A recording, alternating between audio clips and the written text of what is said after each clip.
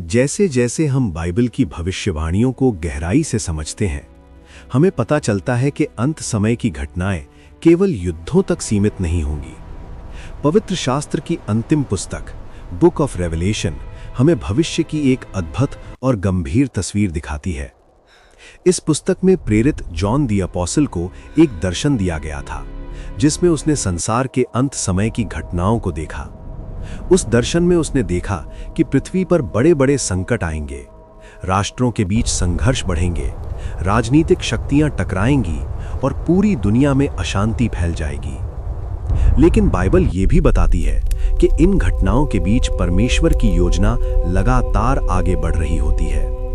प्रकाशित वाक्य में 7 मोहरों, 7 तुरहियों और 7 कटोरों का उल्लेख मिलता है। ये प्रतीक है उन घटनाओं के जो संसार के इतिहास को बदल देंगी।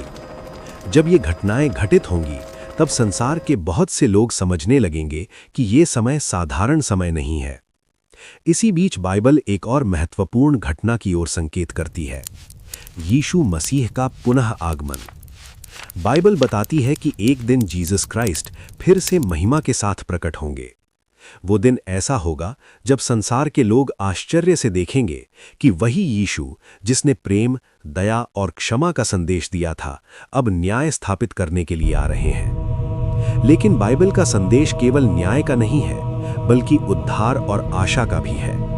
क्योंकि जो लोग परमेश्वर पर विश्वास करते हैं, उनके लिए ये समय डर का नहीं, बल्कि आशा का समय है। यीशु मसीह ने अपने अनुयायियों से कहा था, डरो मत, क्योंकि मैं संसार के अंत तक तुम्हारे साथ हूं।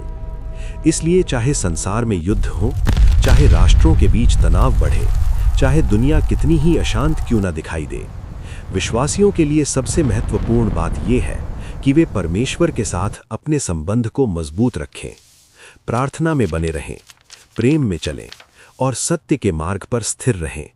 क्योंकि अंत में इतिहास का अंतिम अध्याय परमेश्वर ही लिखने वाला है और उस दिन पूरी दुनिया देखेगी कि परमेश्वर का राज्य ही सच्चा और अनंत राज्य है।